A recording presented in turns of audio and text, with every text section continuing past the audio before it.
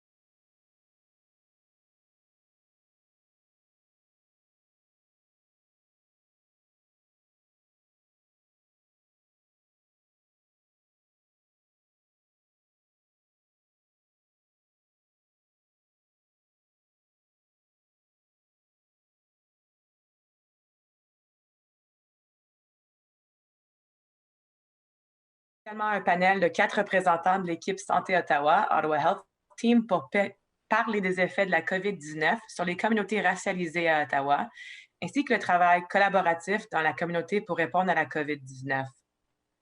Before we begin, a few reminders. Please place your microphone on mute until I invite you to speak or to ask your question. And to view who is speaking on Zoom, please put your view onto speaker view instead of gallery, and that button is located on the top right corner of your Zoom video screen. Merci de bien vouloir désactiver votre microphone jusqu'à ce que je vous invite à poser votre question. Veuillez aussi changer votre écran en mode speaker en anglais pour pouvoir mieux voir les porte-paroles. Ce bouton est situé en haut à la droite de l'écran. Reporters with accessibility needs can pin the ASL interpreter Belinda or follow along on the YouTube stream. Les journalistes ayant des besoins en matière d'accessibilité peuvent épingler l'interprète LSQ Evian ou suivre la diffusion en direct sur YouTube. Today, we'll be hearing remarks from Dr. Vera Etches, Chief Medical Officer of Health at Ottawa Public Health, Hindia Mohammed, Director of Ottawa Local Immigration Partnership, known as OLIP, Andrea Gardner, Associate Executive Director of Jewish Family Services and co-chair of the OLIP Health and Wellbeing Sector Table, and Naini Cloutier, Executive Director of the Somerset West Community Health Center.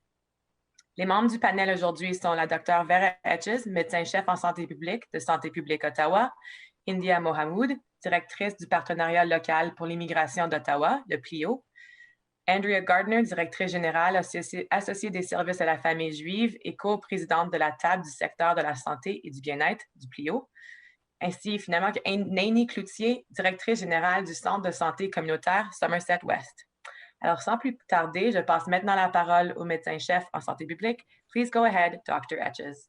Okay, thank you. Good afternoon. Bonjour, Quay.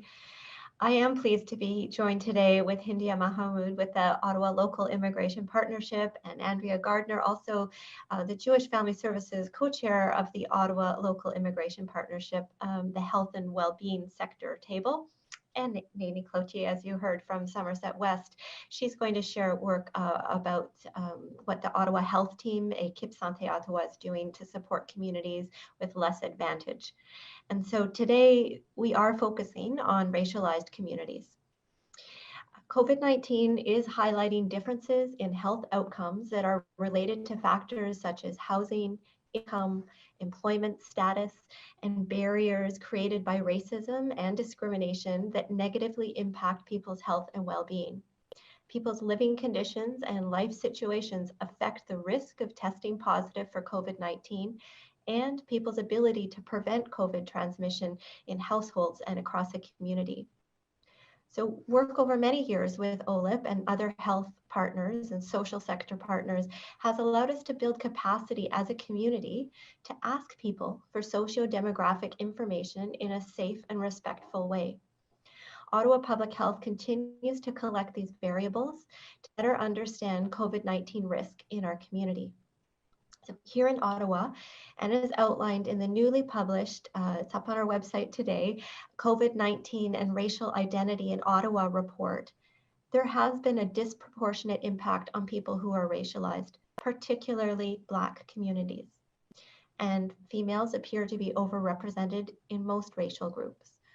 Only half of people diagnosed with COVID-19 report English or French as a first language, and among people who are racialized, most are immigrants. Looking at occupation categories, people working in the health sector are most impacted by COVID-19, and again, even more so, people who are racialized in the healthcare sector. Ici à Ottawa, et comme le souligne le rapport sur la COVID-19 et l'identité raciale à Ottawa, récemment publié, l'impact sur les personnes racialisées, en particulier les communautés noires, a été disproportionné. Les femmes semblent être surreprésentées dans la plupart des groupes raciaux et seulement la moitié des personnes diagnostiquées avec le COVID-19 ont déclaré l'anglais ou le français comme première langue. Et parmi les personnes racialisées, la plupart sont des immigrants. En ce qui concerne les catégories professionnelles, les personnes travaillant dans le secteur de la santé sont les plus touchées par la COVID-19 et encore plus les personnes racialisées dans le secteur des soins de santé. So this information helps orient communications and other engagement to support communities at higher risk with vital resources such as information in different languages, access to testing, or food and mental health supports in case people need to self-isolate. Partnerships and relationships with community leaders have allowed for meaningful dialogue and community engagement to guide the data collection and the analysis in the context of COVID-19, and they continue to be important to ensure better support for communities. Ottawa Public Health has been working with OLIP and other partners throughout the pandemic response to help us understand the situations giving rise to the different numbers. We need to hear community voices to design appropriate responses and interventions to address barriers to health. Santé publique Ottawa a travaillé avec le PLIO et d'autres partenaires tout au long de la réponse à la pandémie afin de nous aider à comprendre les situations à l'origine des différents chiffres. Nous avons besoin d'entendre les voix des communautés pour concevoir des réponses et des interventions appropriées afin d'éliminer les obstacles à la santé. So Ottawa Public Health is a proud partner in the Ottawa Health Team's community response to COVID-19. This response includes meeting directly with people in communities with higher rates of COVID-19 to hear what they're experiencing during the pandemic and to better understand the barriers to prevent transmission and what is needed. We're engaging community leaders to put appropriate supports in place to build community resiliency and knowledge through approaches like prevention campaigns and wellness blitzes. Last month, I was fortunate to participate in a community dialogue hosted by OLIP, where we shared the results of Ottawa Public Health's analysis of socio-demographic information from people who have tested positive for COVID-19. And more than 60 community partners shared their insights about why COVID is having such a significant impact on certain communities, and they generated ideas to improve the situation. So Hindia and Andrea will be telling you more about this dialogue. Having to self-isolate can be very difficult for some people. Getting to a testing site can be difficult. So working with the testing task force, the Ottawa Health Team is making sure that people who need testing have easier access, whether that means help with booking an appointment, physically getting to a testing site, or having the mobile team make a home visit. And we're working with a large group of community partners to ensure that people who need to isolate have the supports to safely do so.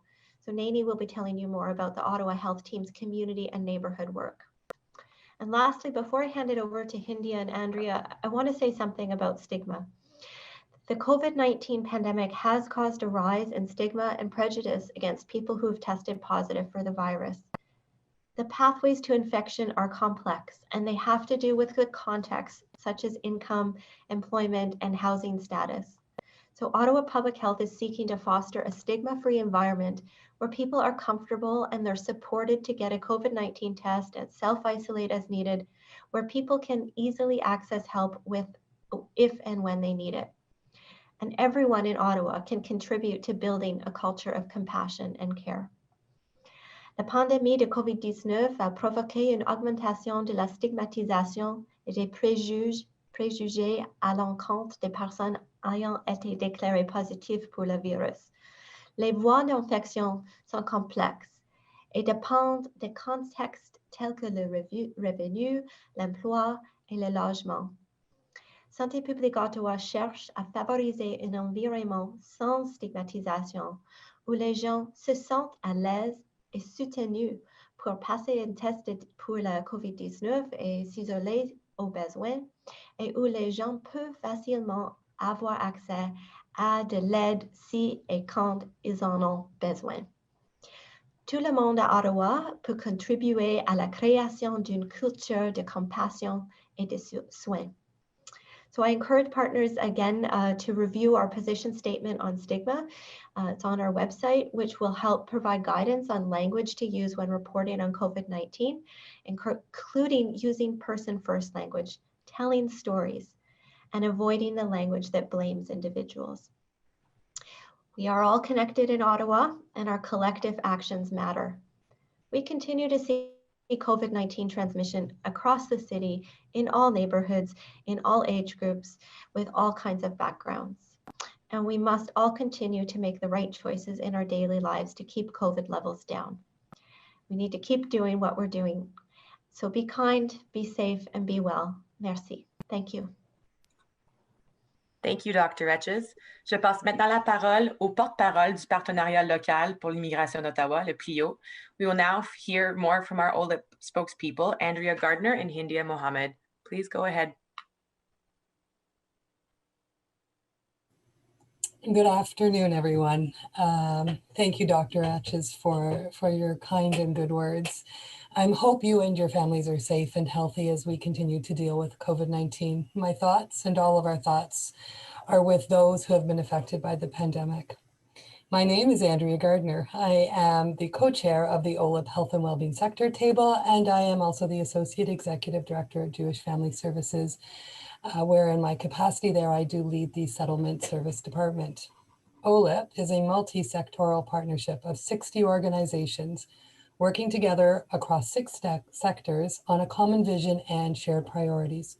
For the last 10 years, we have been working to understand and address challenges that impede the speedy and successful integration of immigrants.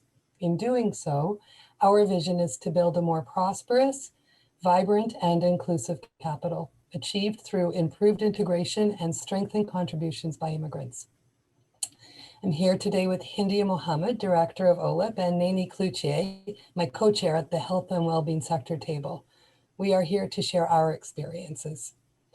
The COVID pandemic and the disproportionate impact on immigrants and racialized population points to systemic racism and integration challenges that need our attention immediately and for a long time until we redress them. As you saw in the Ottawa Public Health Report and was mentioned by Dr. Etches, COVID has had a disproportionate impact on immigrants and racialized populations. But what does this mean when we talk about disproportionate impact? It means that prior to COVID, many immigrants and racialized communities have lived with low income, in crowded housing, dependent on public transit. They have less access to green space and are working in poor conditions in jobs that expose them to health risks and exploitations. In the context of COVID, the disproportionate rates of infection means that these work and life conditions have become a matter of life and death, and they do need urgent solutions. Complicating this already dire situation is the fact that immigrants and racialized communities face barriers in receiving pandemic information, have limited access to testing, and have inadequate access to healthcare. So, what are the solutions? I defer to Hindia Mohammed, Director of OLIP, to share.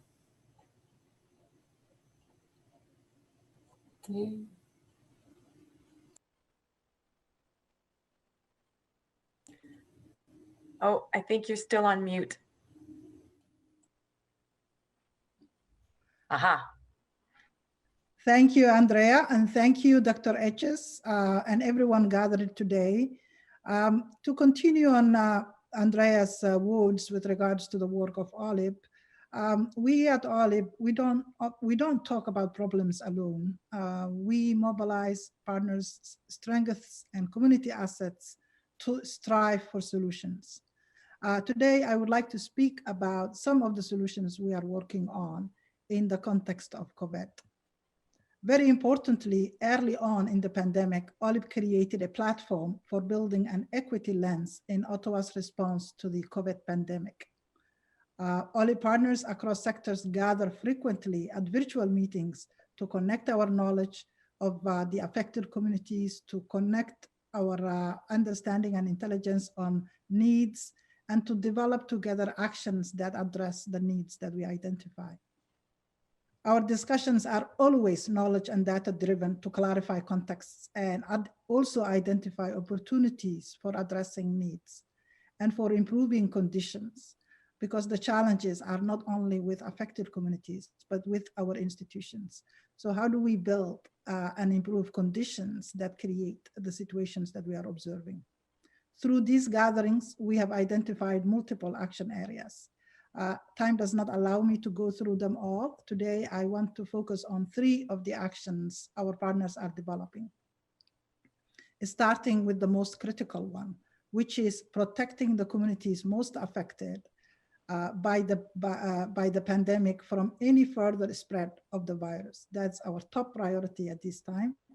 And we are developing this action with the leadership of the Ottawa Health Team.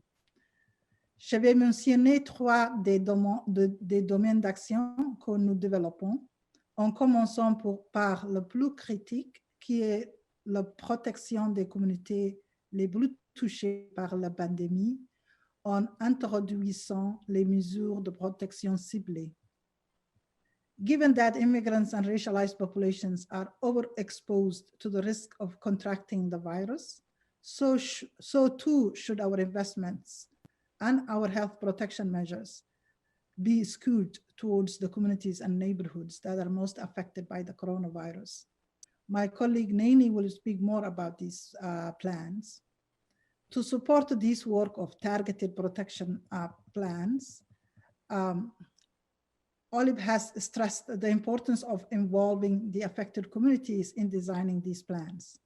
As one of the participants at the recent community dialogue we hosted said, communities are resilient and they can come up with solutions.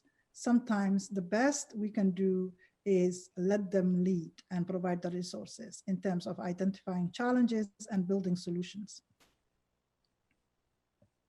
We created a new approach that will leverage the already active networks of affected communities and to bring voices and perspectives of those closest to the challenges to our planning tables, even though if it's only in the indirect. Access to healthcare is the second action area our partners are developing. This is a critical and urgent area of development for our partners.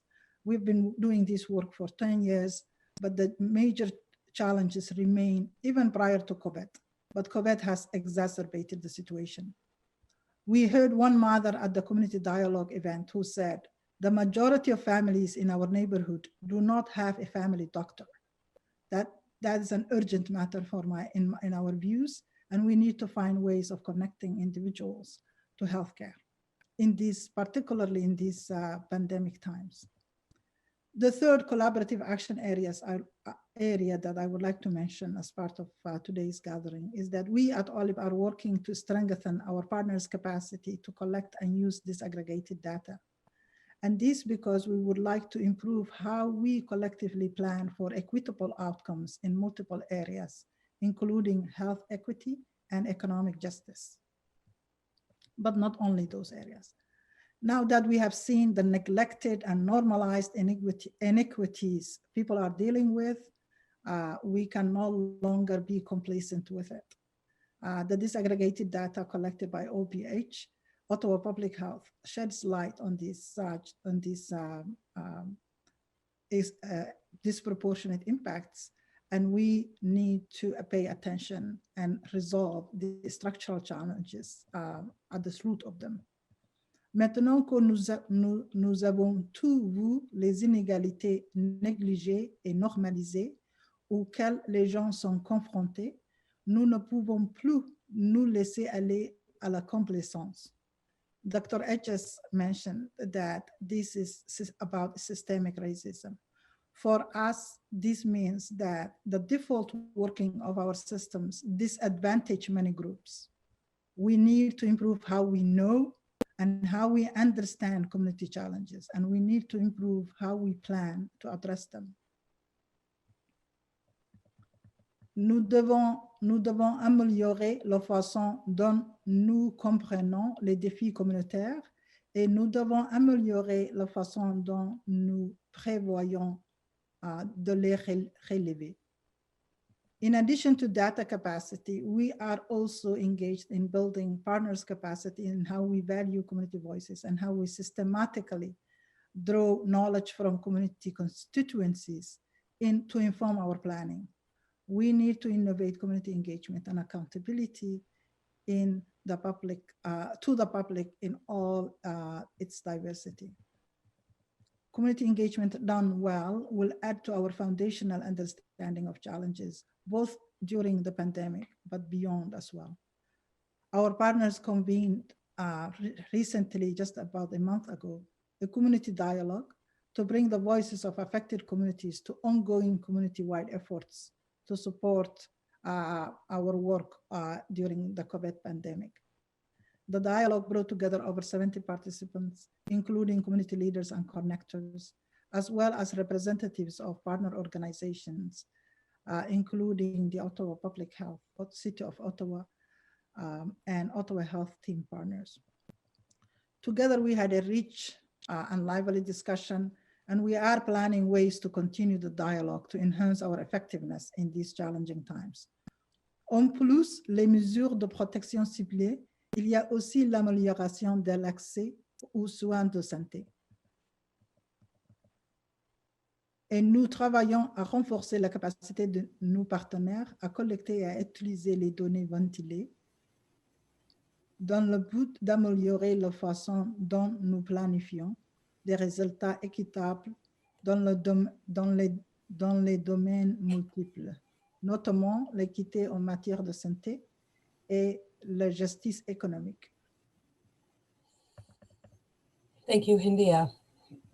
Thank you for sharing that. We are working to develop targeted, tailored, and deliberate strategies to understand and combat the disproportionate impact of this pandemic. The matter is urgent, and let's combine our efforts to ensure all residents of Ottawa have an equal opportunity to be safe, healthy, and cared for during this difficult time and beyond. Thank you. Thank you very much, Ms. Mohamoud and Ms. Gardner. Je passe maintenant la parole à la directrice générale du Centre de santé communautaire de Somerset West. Please go ahead, Ms. Naini Cloutier. Thank you very much to all of you.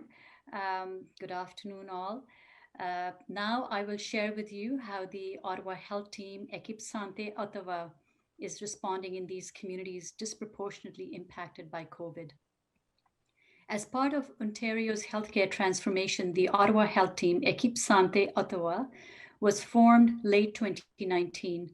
We are a team of more than 60 healthcare and social services working together to improve the health and well-being of people where they live, and we take a community-based approach. The many agencies and organizations that form the Ottawa Health Team, Équipe Santé Ottawa, are working closely together in the response to communities who are disproportionately impacted by COVID. This includes community health and resource centers, Ottawa Public Health, Ottawa Local Immigration Partnership, OLIP, you just heard from them, as well as many other partners, including members of the Ottawa Testing Task Force. The Ottawa Local Immigration Partnership, OLIP, helped provide the principles and concepts upon which the response has been developed. The response to COVID is not one size fits all. La réponse à la COVID n'est pas identique pour tout le monde. The testing and education approach that works in a community of people in single-family homes who have cars, can work from home, and whose families have lived in Canada for generations will not work in a newcomer or low-income community, where many people may live together in one household, take public transit, and go to an in-person job, so cannot keep often their children home from school. As such, the needs in the disproportionately impacted communities are much more than simply testing. Les besoins des communautés disproportionnellement affectées vont au-delà du simple dépistage. And as Hindia described, the pandemic has amplified the lack of affordable housing, access to food, and more. And the response in communities must extend well beyond testing only to include access to basic human needs like food, housing, health, and safety. The response must work closely with communities to be effective. Again, as was mentioned by Hindia and Andrea, we have seen during the pandemic that if a testing van shows up unannounced in a newcomer community, nobody will use it if they're at work, caring for their children, or otherwise occupied. Instead, our approach is to engage in advance with communities in a way that builds connections. Our response is at the community level and also at the individual and household level. First, I'll paint a picture of how the response is working at the community level. The OHT-ESO uses information about disproportionately impacted communities to design the interventions. Each response is specific and adapted to address local needs and experiences, combat COVID stigma and misinformation, and build trust among people who have experienced marginalization, exclusion, or racism in mainstream settings. We are bringing testing to hard-hit communities to eliminate the need for people to travel long distances to access testing. The response includes outreach workers from these communities who speak, communities whose staff speak the same language as the population being targeted with support. And this definitely has had a very positive impact in the uptake. And as part of our community outreach and engagement activities, we have been active in multiple communities with high concentrations of COVID-19 and have plans to mobilize in many more. So far, a dozen agencies and more than 50 staff have knocked on hundreds of doors, set up information tables in apartment lobbies, done outreach at bus stops, and run COVID-wise health promotion activities. Our staff speak many languages, including French, Arabic, Somali, Spanish, and Vietnamese, and we have access to 250 additional languages through the OLA program of the Ottawa Newcomer Health Centre. Together, we have provided easy access to nursing, testing, and information. We have distributed thousands of masks and personal size bottles of hand sanitizers. There have been over 173 referrals for additional support, such as food and counseling. And the Ottawa Community Health Centers are also supporting the testing in congregate living settings across the city. This includes rooming houses, family shelters, and dense living arrangements such as high-rise buildings, as well as those who have moved temporarily to motels. And when we visit these sites, they do not all have an outbreak. However, we recognize the importance of preventing outbreak proactively in these settings due to the risk of rapid spread. And our response is not just large scale, it also includes supporting individuals and households. OPH refers people at high risk. These are people who have tested positive or who might have been exposed, and people who need more resources than just testing. They're referred to a downtown community health center for testing, education, and further support. And so far, we have received 65 of these referrals from OPH, and all the people referred required support to access food while isolating. Mental health support is often needed, as is direct access to emergency funding so that people can pay their rent and bills. In some cases, our support extends beyond immediate needs to help them navigate to longer-term supports. For example, connecting a family to a primary healthcare provider, which you heard before is such a big need. Community leadership has been key to this response. One of the most important factors for this work will continue to be building and maintaining trust with communities. With OLIP, we are working on incorporating pre-existing community networks and leaders into our response team. These are individuals that have wide reach and respect within their own communities. They can help us identify the best ways to engage with their communities, advise us on what supports are most needed, and provide our agency partners with the endorsement they need to build positive relationships with community members. It's a collaborative effort amongst all of us to do this, OLIP, OPH, and others. Our work is probably best illustrated through stories. Via our community connections, we received a call about a racialized family of 5, mom, dad, and 3 children, a nursing newborn, 4-year-old, and a 6-year-old. The mom had been admitted to the hospital, and dad was trying to manage all of this alone, with one friend occasionally dropping off food. We were able to connect with the family and provide activity packages for the children, dish soap, gift cards for formula, diapers, laundry soaps, and dryer sheets, and a compassionate, caring staff who spoke the same language to support dad through the crisis. The next story comes as a result of neighborhood outreach. During our outreach, we discovered a lot of people afraid of being tested for COVID, with a registered nurse present to explain about COVID, assess for symptoms, and provide assurances of support. Whatever the test results said, we were able to provide on-site testing for several residents.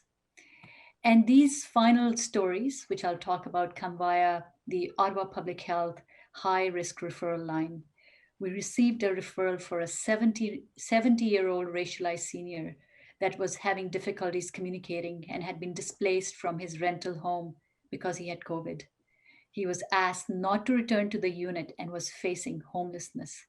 We were able to ensure he had his basic needs covered, connected him with staff and housing workers, and ensured he had a place to stay after his isolation was over.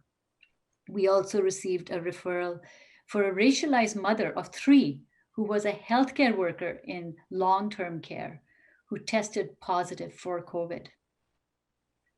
We were able to provide food, basic cleaning supplies, and masks for the family, as well as testing for the other family members. We were also able to provide reassurances to the mother about her children's well-being and schooling. While our response work is doing well, we know that our work will not end when COVID ends. These are communities that face systemic barriers, not just during COVID, but all the time. As you had heard earlier on from Hindia and Andrea, my co-chair at the Health and Wellbeing Sector Table, talk about this. So thank you all, and we're happy to answer any questions. Thank you, Naini. I will now invite each agency in alphabetical order to ask their question. Please remember you have one question and one follow-up, and you're also welcome to turn on your video when speaking with our guests. Nous allons maintenant répondre aux questions des médias en ordre alphabétique. Chacun pourra poser une question et une question de suivi. Nous vous invitons aussi à utiliser votre caméra si vous le sentez. We'll begin now with 1310 News. Chris Curris, please go ahead.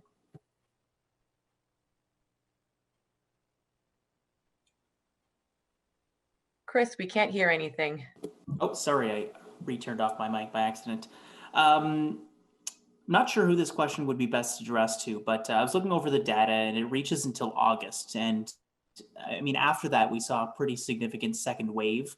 While you may not have any data, are we expecting to see more of those same type of numbers in racialized communities, or are these solutions and plans mentioned today, are we going to start seeing an effect?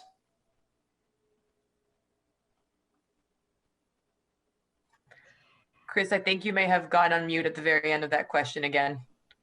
It's Vera. I'll speak first, I guess, because it's a question about our data that we're collecting, but I would invite others, India, Andrea, especially if you want to reflect on the future.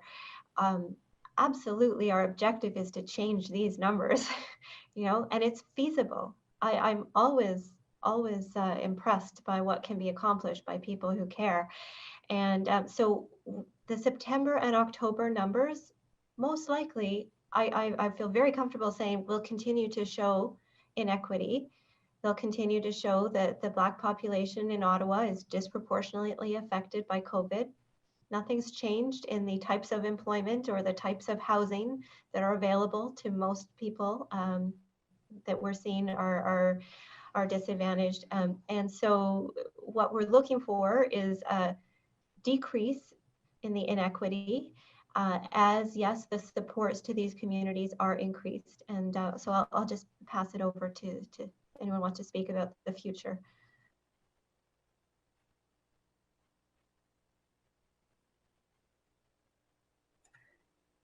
India, you're still on mute. I want to say, Vera's point is important. Is absolutely true. In the very short term, the conditions of work and life would not have changed, so the inequities would be there. What is quite important and is really happening is the care we mobilized and the work of the Ottawa Health Team, of which we are all part. All the speakers are part of that partnership as well. I think we can. They won't be enough beyond COVID. We need to pay attention to the inequities, and we can. It's not God-given. It's not a natural situation. We can change those conditions, and we're calling on all organizations, all leaders, all governance places that we take measures to improve equity in various ways. When I just wanted to follow up on India's point, which is that once we've gone in and we have uncovered the inequities, or we've exposed them more, and the services and the supports that we're bringing in, they need to stay there. We can't go in and then withdraw them again. So it's really essential that as we move towards moving into the communities, as we are supporting, as we are helping, that we stay there. It's a place where we want to stay, where we've built relationships. So it's very key to continuing towards equity. And I just wanted to add that as we develop, things are going to change. It's never going to be the same again after COVID. I think the way we deliver services, the way we connect with our communities and the leadership in our communities, that is going to shift. So this has been a transformational moment for everyone, where we have seen that the gaps are so huge for these communities, and our way of working will be transformed. And the Ottawa Health Team, working with our partners like OLIP and Ottawa Public Health, our members of OPH, of the OHT and ESO, we will be transforming, and that's our role, to be transformative.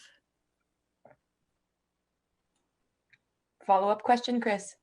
Yes, just to Dr. Etches, we're seeing just a bit changing subjects, we're not seeing as big higher numbers as we're seeing in Toronto or Peel or even across the river in Gatineau. What's to stop people in Western Quebec maybe from coming here? They're in a red zone until mid-January.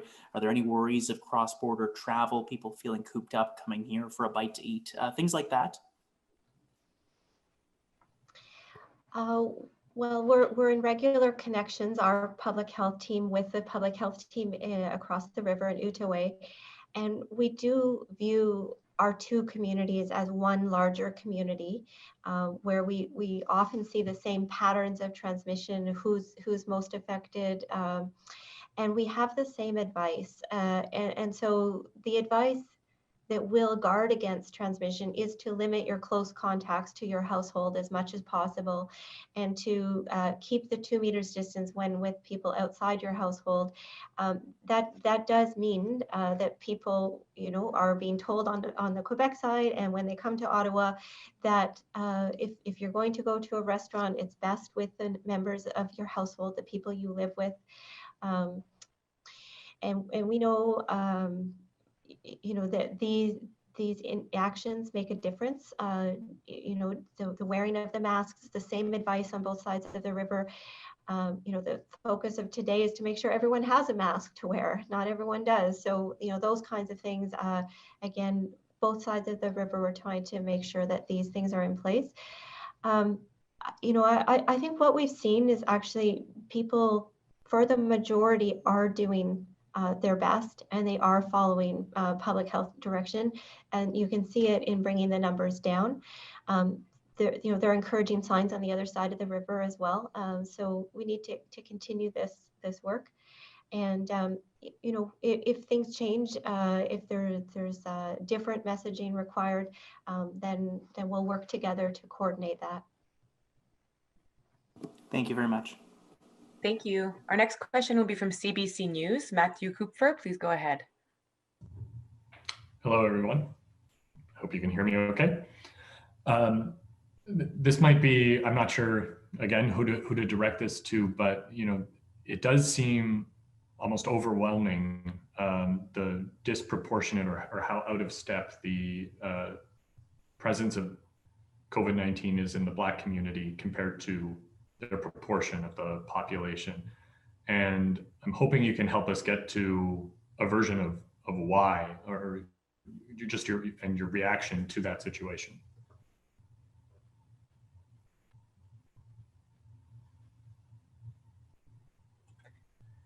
Handy, if you'd like to unmute yourself. Matthew, you are absolutely right. It is overwhelming. It is concerning, and it is urgent. So what is behind these factors, this disproportionate impact, is what we have been asking ourselves for months now. We have digged deep into the data. We have consulted with communities, and we are still collecting ideas and information as to what causes this disproportionate impact.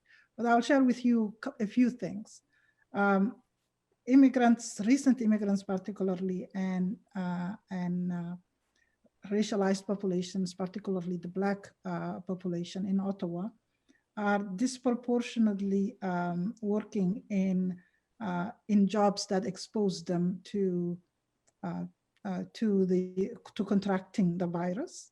And we heard, for example, that a large proportion of personal support workers, a large proportion of healthcare workers, as Dr. Etches said earlier, cleaners, Uber drivers, essential workers in general, are held by immigrants and racialized populations. And while many of us are working remotely, they are not afforded that safety. Farm workers is part of it as well. So the immigrants and racialized populations have kept the city going and functioning, and did the hard jobs, the essential jobs, and that exposes them to high risk of infection. Now what's at hand for us to do is, how do we protect them given this reality? What are the policies that are necessary, including sick leaves for folks working in essential work? There's so many confluent challenges. So that's one. Where you work makes a big part of the issue. Where you live makes is part of the story that creates this disproportionate impact. Our data shows that immigrants, recent immigrants particularly, are 4 times more likely to live in crowded homes and 10 times more likely to live to share a room with at least 2 in these households. So if anyone in these large households is infected with the coronavirus, we have a transmission within the house that spreads quickly. We also have that, immigrants are over-relying on public transit, crowded public transit at times. And in the early phases of the pandemic, that was a source of infection. So people are exposed to a lot more exposed to risks of contracting the virus. Now we must balance that out and direct investment and plans to protect them disproportionately and address those. It cannot continue with this. It is overwhelming even to hear about it. If you are living in it, as Naini shared some of the stories, it's something that people are dealing with a lot of courage and creativity. So it needs to be recognized, and we need to mobilize all the money, all the resources necessary immediately so that folks are protected from the spread of the virus.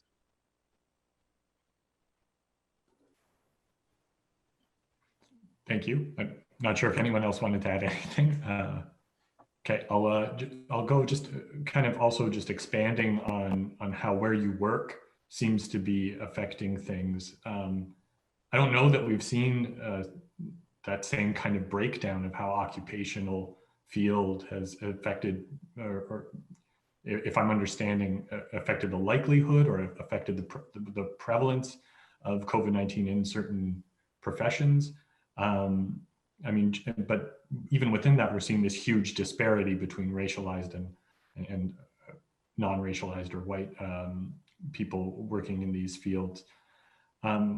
What does that split, some of those especially dramatic split, say about maybe the type of work that's going on, and perhaps what types of, if any additional measures are possible, what types of measures should be taken to provide additional protection to those people?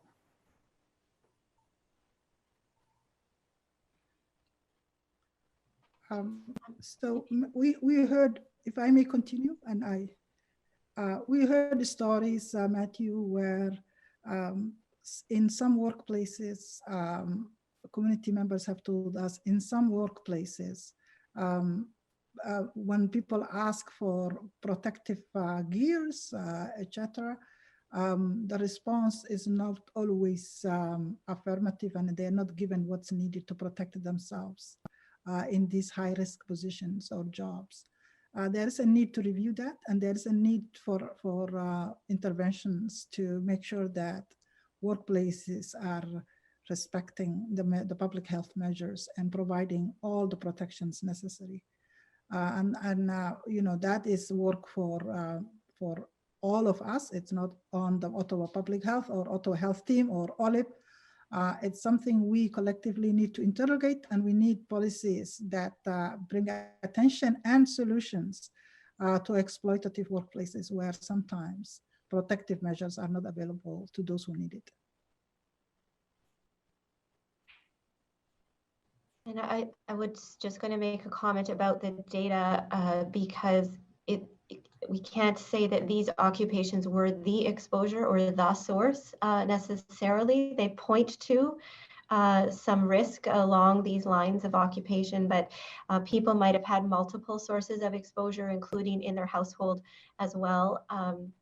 But I would agree, the basic protections of a mask and face shield were not always available, especially in the early days of the pandemic.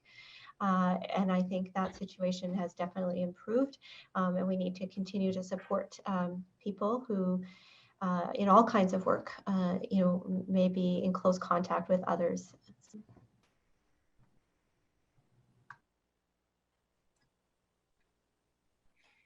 Thank you. Our next question will be from CTV Ottawa. Ted Raymond, please go ahead.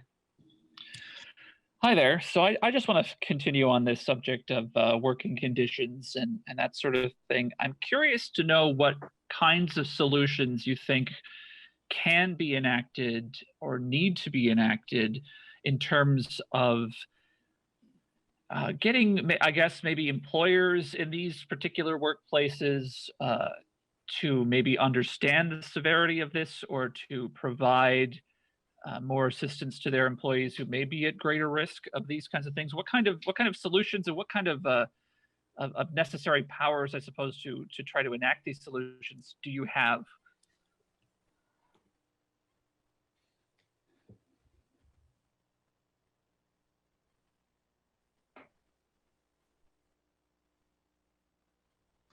I see you're unmuted, Hindia, if you wanted to start. I mean, we have labor standards. The Ministry of Labor can do inspections. There are public health guidelines for different types of workplaces that are set by the province.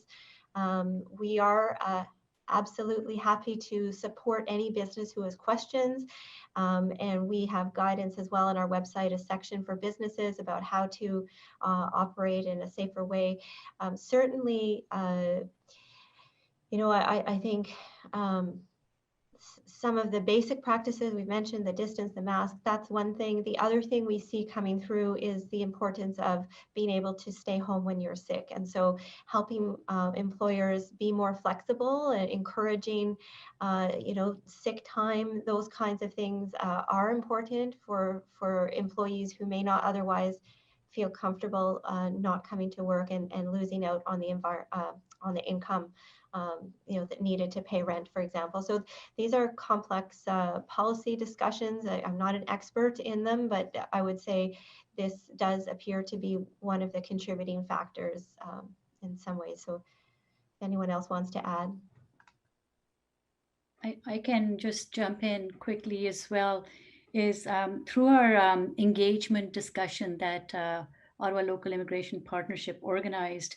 I think it was also important for the people who are in these positions to have a good understanding of their rights and to be able to speak out when they're in a situation, because there's so much worry about livelihoods, and there's struggles on how to keep their families looked after during the pandemic, because there's fear of loss of jobs. So it's the whole issue of precarious employment and having good employment. There's lots of evidence also that shows that for a lot of newcomers, they're underemployed and they're struggling in terms of not having benefits and other supports. So as we were having the discussions, there was definitely a point around when we are providing people with COVID information, it's really important to also support them with other information as well. Hence, it's not just a testing only approach, it is a wraparound approach for people, so that the stability in their employment, housing, and other areas are addressed. And we are all working together as a health team, Ottawa Health Team, where we can refer people to the services that are available in our community. And I'm just going to follow up with that comment from Nini. One of our other action areas is to make sure that the all information is disseminated so that it's accessible to all of the community. So it's not just promoting the information and the rights and responsibilities, in English, but it's going into the communities and making sure that we're offering it in the languages, in their native languages, so that they can understand it and give them an opportunity to speak and to ask questions to people that they feel comfortable and safe with, so that when they are going into their employers or their employment, into their jobs, that they have comfort in being able to express themselves. So the language piece, the interpretation, the education is all a part of the OLIP, one of an important action plan or action area within our OLIP, at our OLIP table.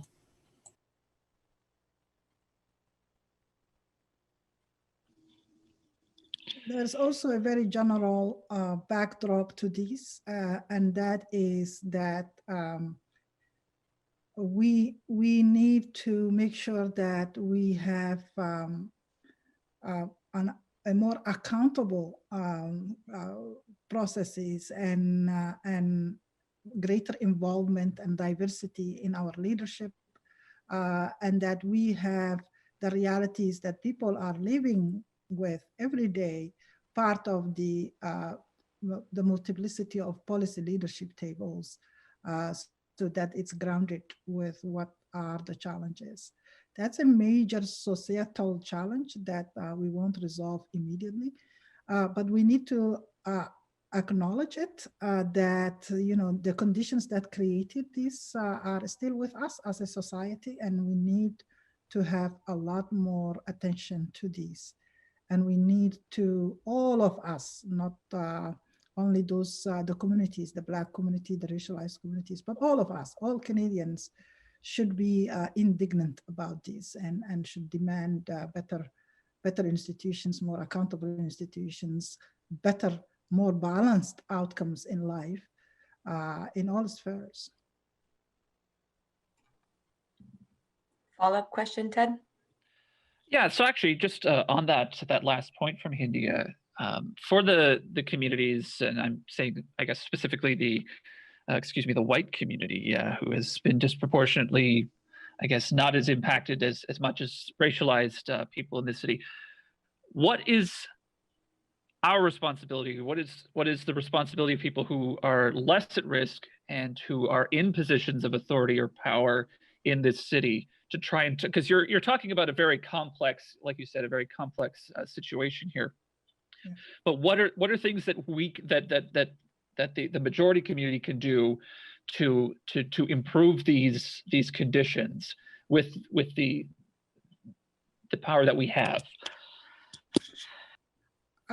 Thank you, Ted. That's an important question. I don't have all the answers for it, but one thing I will say is we need to ask ourselves in all our roles. We occupy different roles in society. For example, you are with CTV Ottawa. You can ask yourself, is the leadership at CTV Ottawa diverse? Are we in tune with the reality of the communities we are reporting on and whose stories we are telling? Is there an equitable participation in the employment and all its ranks? You can ask yourselves and your colleagues those questions. It's a question that we need to grapple with in all our roles, all of us.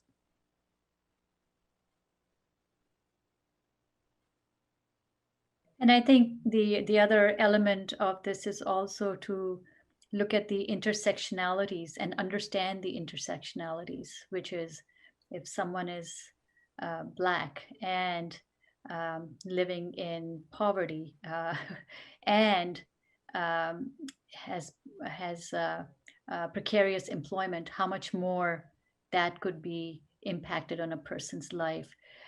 So the intersectionalities of these issues are really important, and understanding the issues deeply is really important. So along with representation is a really deep understanding of what is causing this divide, what is causing this sense of urgency and this sense of inequity in the community. It's a question, and Ted, I just liked your question. It's just important that this question be asked by everyone.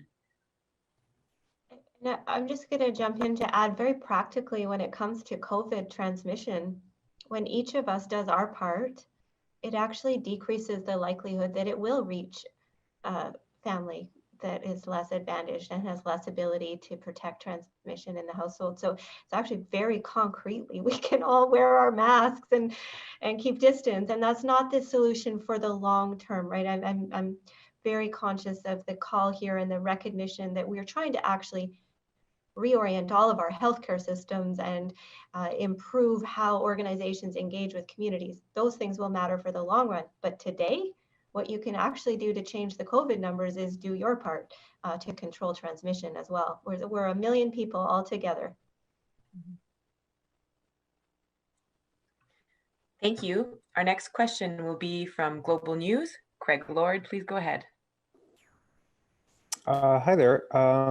So we've talked a little bit about how we need to skew investments towards helping to address the disproportionate rates of COVID in marginalized communities. And we are in the middle of budget season right now in Ottawa. So I'm curious, are there specific requests or anything surrounding this data in particular that OPH is working towards in its budget, or any requests outside of OPH and any grants that the Ottawa Health Team is looking for? Where are we hoping to get money for these initiatives?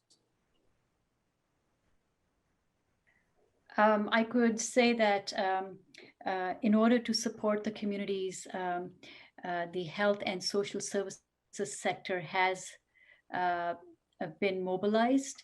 And as you've heard, the data is showing that there is a very high need of support for our disproportionately impacted people in the communities.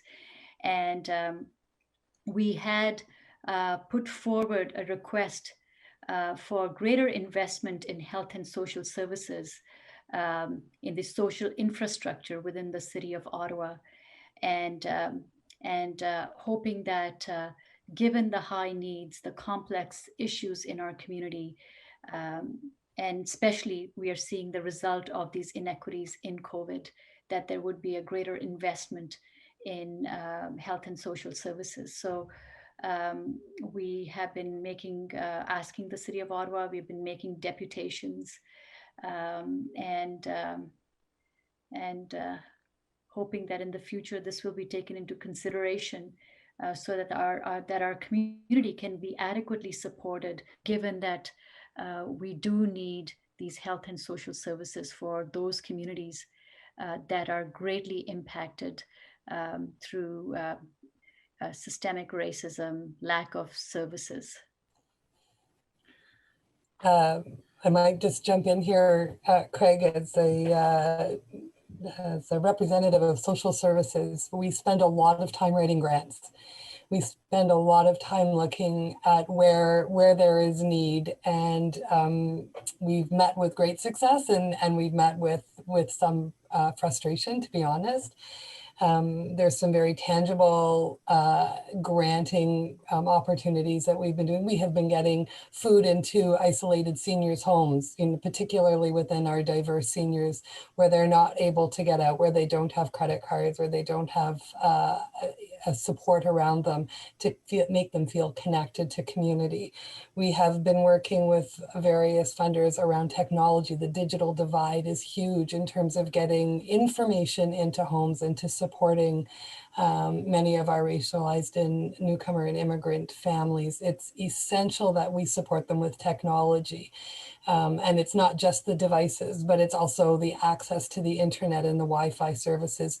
Getting that into homes will support all of the conversations that we have been having here at this table, because it's about getting information into people to connecting them. Building capacity, staffing capacity. I can tell you unequivocally that all staff, from community health and resource centers to Ottawa Public Health to social services, are going above and beyond. And so building staff capacity so that we can continue to go in to support the communities is essential. And information, supporting information lines of communication, making sure that there's really great translation and interpretation and signage and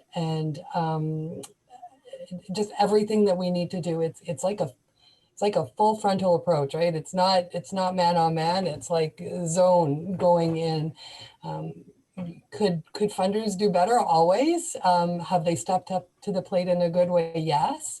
Are we always looking for more? Absolutely. So it's a constant part of the work that we're doing.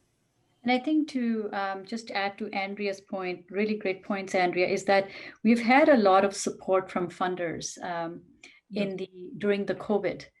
We are getting some supports from funds that are coming, whether it's through United Way, Community Foundation, City of Ottawa. But I think the concern is that we need these supports ongoing, and hence the need for the investment in the City of Ottawa in the health, in the community and social services is really critical, because we know that the first contact with the communities is very important. If I may add, I think all these are important and true. What I would hope and expect is that funding direction is a lot more than that, and it is structural, and that we shift how we plan. We bring attention and dialogues into the neighborhoods. We interrogate the neighborhoods that are deprived with multiple issues, and how do we unpack that and build infrastructure where folks have opportunities and are not finding themselves in such blockages in terms of the types of access to jobs, access to healthcare. We pride ourselves as Canadians that we have a very good healthcare. To hear that the majority of a neighborhood, families in a neighborhood don't have access to family doctor, it's an infrastructure issue, it's a governance issue, it's a planning issue. It's more than a social service funding for project A or project B. We need a different structural planning, and we need a lot more resources. We need resources for mental health. We need resources for neighborhood planning that is grounded in the reality of the communities living in this. There are layers of problematics. It requires attention from planners, and it requires a lot more resources. It requires infrastructure. In the 10 years OLIP has been active, we have developed channels through which newcomers and immigrants can find access to primary care. This has been excellent and it's working quite well, but the scale of the issue is the work we have developed and the result and the solution we have is nowhere near the scale of the problem. And that's, again, it's a governance issue, it's planning issue, it's money issue, it's infrastructure issue. It's not project for social services. So we need attention, we need leadership, and we need leadership that's connected across sectors so that we bring focused attention. We can do better. I trust us, we can do better. It is within our wherewithal. We are a rich country, we are smart people. We can make this work if there is interest and commitment to it. Follow up, Craig? Yes, I think this would be a question for Dr. Etches, but anyone else is more than welcome to jump in. On the question of income, I know the report said there was insufficient data to really draw any conclusions there, but we've talked a lot about how income can be a factor in this. Wondering if income can be a factor on the converse side. We've seen lower numbers in Ottawa in the past couple weeks, and Ottawa also has one of the higher medium household incomes in Canada. Wondering, Dr. Etches, if you think that the higher household income has helped to insulate Ottawa in the second wave lately, while other communities like Toronto and Peel region continue to suffer. Yes, I think there will be more analysis of this as we get more data, more capacity, but you can see the connections. If you have a higher income, that's probably associated with less precarious work, with more benefits, the ability to stay home when you're sick. Yes, so I think there's no question we have some advantages in Ottawa when you look at the whole population. And what the discussion today is showing us is that that's not a universal, those advantages are not spread out universally. So that's when you look at the global approach. And so this is important for us as a public health agency, where we're thinking about the whole population's health. We need to speak to people who have different experiences. And I think what we often do with media partners is a message that might reach a general population. And I think what you're hearing today is that public health also has work underway that's less visible, that is more targeted, that in fact, we are also prioritizing at the same time, and both are needed. Yeah. Thanks very much. Thank you. Our next question will be from the Ottawa citizen, Elizabeth Payne. Please go ahead. Hi, thank you very much. I think a lot of what I was going to ask have been discussed, but just briefly, if I'm wondering if someone can give me a sense of what proportion of these cases we are seeing really represents what's going on with healthcare workers and frontline workers. It seems like that's a big portion of these numbers. And if that's the case, what can be done through these joint efforts that actually is making a difference in terms of infections and transmissions among that population? So whoever feels they want to answer that or has some answers. Elizabeth, thank you for that question. I don't have the answers. And of course, Ottawa Public Health has been doing amazing work, and we all applaud the care and the diligence through which the work is underway in all its complexity and its targeted fashion, its general fashion. So I am an admirer of the Ottawa Public Health, that's for sure, and with all my colleagues within the Ottawa Public Health. But you pose a very important question. Often people in regular talks talk about we are in this together. We are not in this together. The risk is that's facing racialized populations is disproportionate. So in terms of how we govern the pandemic, how we make decisions of lockdown, not lockdown, there's something there for us to think about it. And you would need more expert minds than mine to figure that out. But I would say that those are the level of decisions and thinking that are going to be necessary because the pandemic, we are all in it, but we are not experiencing it in the same way. So what does that tell us in how we regulate the pandemic decisions? I don't know. I'm posing questions more than answers. With big admiration for the work of the Ottawa Public Health and levels of government. We've been doing great work, but we need to interrogate further. What is it that we can do, because we're not in this together in the same way, to protect at the pandemic control level these communities, not only in the direct supports that Nini spoke about. Thank you.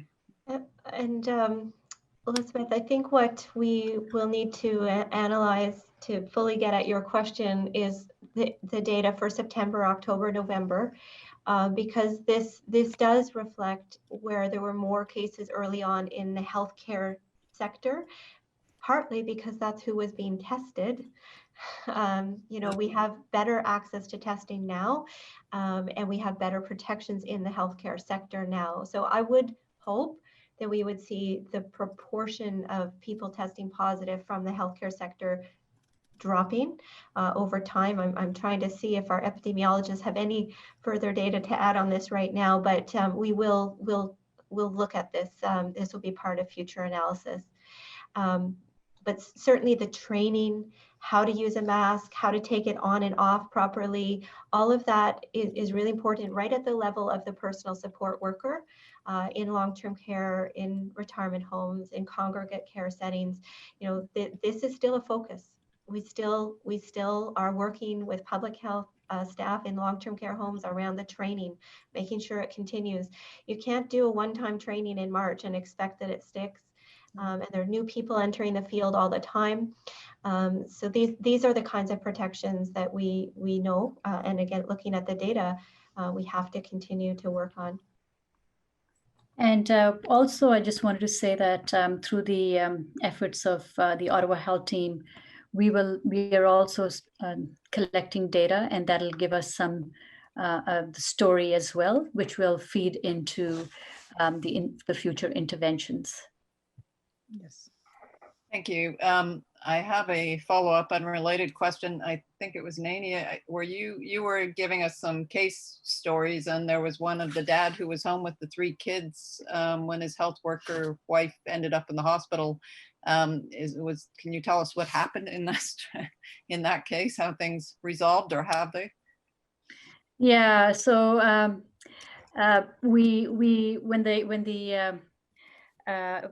when we realize, I think there's so many more stories like that. I think the advantage of us targeting our approach and going into the community and actually doing door knocking is we are uncovering situations in which people are in those dire situations.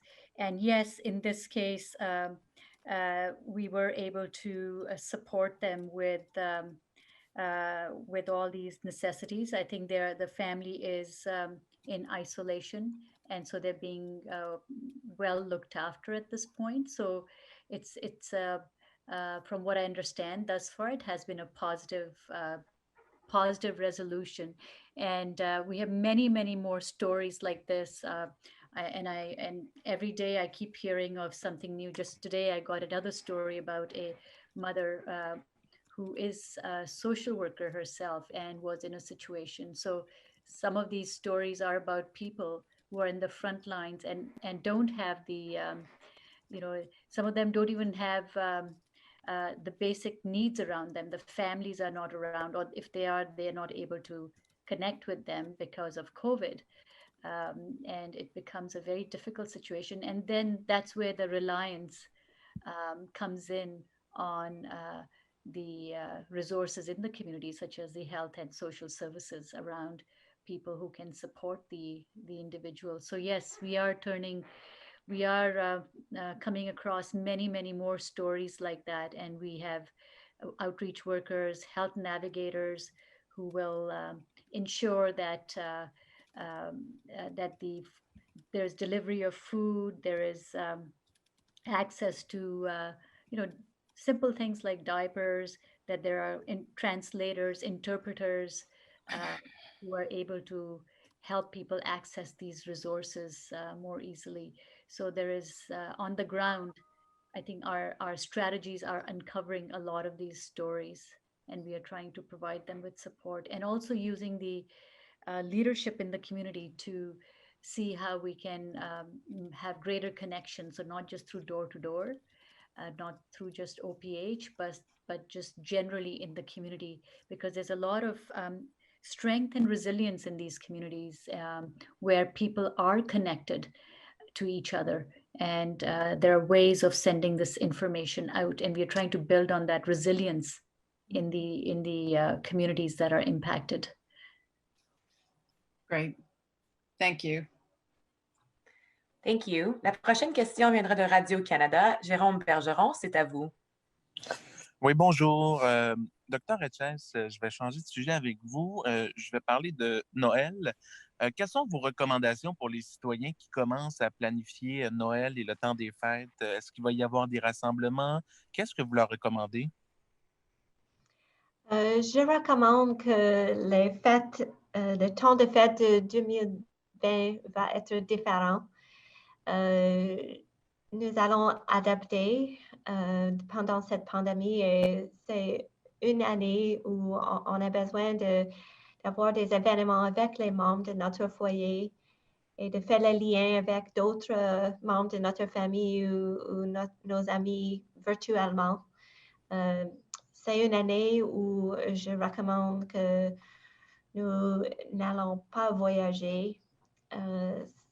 C'est juste une opportunité de créer des nouvelles traditions. Ça va être une année vraiment mémorable, j'imagine, mais c'est pas pour toujours. Ouais. Est-ce que les rassemblements familiaux vont être permis ou non recommandés? Ce sera quoi pour ça? On peut avoir les réunions avec les familles, les membres de la famille qui habitent ensemble. Et s'il y a je m'excuse, je pense on dit beau-parent, ou quelqu'un, un oncle, une aunt qui est seul dans leur maison, peut-être c'est une situation où cette personne seule a un lien avec votre foyer. Mais pour la plupart, c'est recommandé de faire les liens virtuellement parce que c'est pour l'hiver. On a besoin de convaincre la pandémie cet hiver et ça ne change pas pour pour un événement, pour une journée, 2 journées. On a besoin d'être vigilant pour l'hiver et pendant les fêtes. Merci. Our next question will be from the Canadian press. Man El-Midi, the floor is yours. Hello, everyone. And my question is actually for Dr. Etches. I mean, it's been mentioned a couple of times during this meeting that Ottawa has been doing much better than other cities and other big regions in the country. In the beginning of October, for example, we have almost as many cases as in Toronto and certainly more cases than in Peel and York. Now we have way fewer cases than those areas. So, Doctor, what do you think? Why do you think is behind? What in your opinion is behind this? Why Ottawa has been way more successful than Toronto and York and Peel and even Calgary and other cities in the country? Well, in the end, what the people of Ottawa have done, 1 million people contributing, is they've increased the distance between each other, or they've been using masks where they come into close contact. They've been staying home more when they're sick. These are the things that actually can bring COVID down in a community. And so then what's behind that, what has enabled people in Ottawa to do those things? I think we've touched on some of them today. Some of the things that have made it easier for people in Ottawa to keep distance is that their employment enables them, their employer enables them to work from home or stay home when they're sick, on average more than maybe other settings, other cities. We did have an emphasis on masks, and I always catch myself when I say an early emphasis on masks, because people will rightly always ask, couldn't you have promoted communications and using many different channels, using our social media, using media availabilities, using leaders in the community, different languages. All of this is important to help people understand what they need to do and how we can encourage each other and maintain these behaviors that do make a difference. So it's not one thing. We have been seeing improvements in how long-term care homes are able to handle outbreaks, bringing those under control faster. So I think that's helpful because everyone's connected. When you have outbreaks, you have staff that are affected, that's connected to the community back and forth. With schools also, we've taken a default position that if there are 2 people who test positive in the school in a 14-day period, we automatically call that an outbreak, and so are not we've sped up our response to not take the time to try to do a detailed investigation and make sure that it's not an outbreak. We're trying to be protective wherever we can, and there's always more to do. So we think we're on the right track, but it's very tenuous. Ottawa Public Health had the highest rate of COVID in early October, and we can go back there again if we relax too much. And so it's really thanks to the people in Ottawa And thanks to the employers and the others who are doing their part to make it possible. Thank you very much. Like as you said, it's not like things can change quickly. So what are the what are things on your mind now that like what are the priorities for you now to make sure to continue in this success? What are like as you know, like we are coming into the winter where people like will be indoors more, and it will be much harder to be maybe to keep the distance and all the like to follow all these public health recommendations. What is your plan to make sure that Ottawa doesn't see another huge outbreak? Well, I'm very interested in hearing from people, and I think that's been part of the theme you've heard from others today too, is that we need to understand how people are coping. What are people doing right now so that they don't become depressed and socially isolated? How are they staying connected? How are people getting out and doing physical activity? So we have an engagement process underway right now online where people can tell us what are they struggling with, what are they doing that's positive, and we'll use that information to share and adjust our communications. What I'm focused on is building on the decline in COVID in our community to reinvigorate the containment approach. So where we know somebody who tests positive and we follow up with their contacts, we ask those contacts to go get tested to make sure they don't have an asymptomatic infection. But we're finding people may or may not go get tested, right? So trying to close some of those loops right now in this period that could lead to a little bit better control potentially. We know just the sense of it's okay can be hazardous in terms of leading to relaxation. So I'm very focused on this idea of routine, making that what we're doing right now our routine. So it's just, if we're going to continue this for the winter, and then what's a reward for people in Ottawa doing the right thing is that we can open more things, but we have to keep that routine of what we're doing now, the routine of the masks, the routine of the distance, of sticking to our household. So those are the kinds of things we'll be focusing on. Thank you very much. I just like to add, through the Ottawa Health Team, we also have a program called Counseling Connect, which is also providing same day, next day support to people, and people can reach out to Counseling Connect. I also wanted to say that the different communities, including there's a Black Mental Health Coalition as well, that is looking at how to provide supports in a culturally appropriate manner. So we have a number of different community initiatives as well to see, because we recognize that we need to pay attention to mental health during the COVID crisis because people are juggling so much.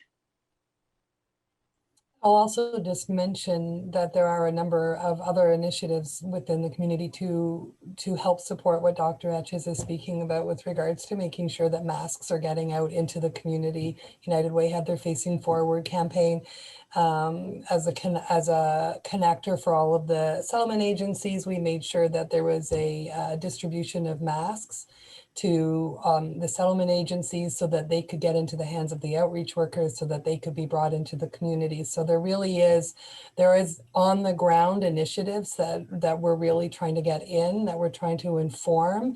We're showing up with PPE packages, masks and hand sanitizer seem to be in abundance right now. So we're arming all of our staff with them, all of our outreach workers, so that then when they are going into the communities at a distance, they're able to drop them off. They're able to have some sort of a distribution together with language specific materials so that it shows exactly with Ottawa Public Health and a few other organizations how to put a mask on and off safely, you know, not just in English, but in Arabic, you know, and in all the very different languages. So there are many caring and concerned social service, community health and resource center agencies that are taking and making this a priority.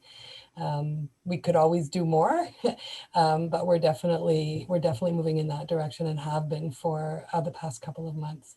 I think that's an important point because there's a lot of fear in the community about COVID.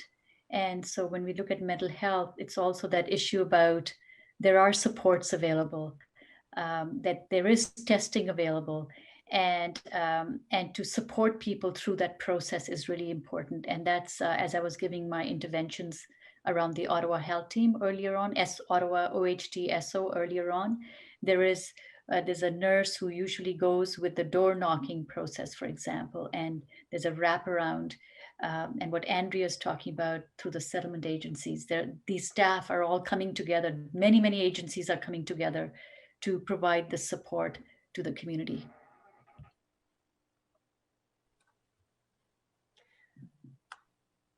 Thank you very much. In our last few moments, I'd like to invite our speakers with any last closing remarks, any last final items you'd like our media partners to know before we sign off for the day. I will just take an opportunity to note that we focused on racialized communities today as disproportionately bearing the burden of the COVID pandemic. And we didn't highlight the experience of Indigenous, First Nations, Inuit, and Métis community members. That is important to discuss. And the report doesn't have the data, but we're collecting it, and we're working with First Nations, Inuit, and Métis community members to make sure that also we follow their guidance around how information is used and what it means, and that community, with the support of the Ottawa Aboriginal Coalition, is planning their own work, and analysis is underway, and engagement to best describe what's happening in that community.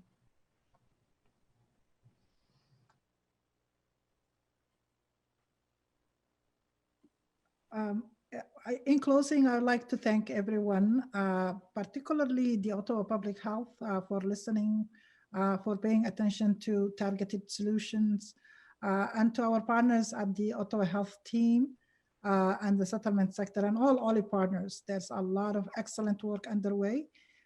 Focus on the immigrants and racialized populations is important given the high disproportionate impact, and work is underway, and that's quite admirable.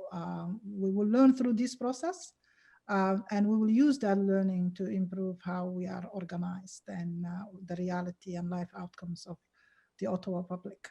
So thank you. And I think just to echo everyone's comments, I think what is happening in Ottawa is that everyone is working together. All the agencies, all the services, everyone is have come together to address and to respond to this together. So I think that speaks to the leadership in Ottawa.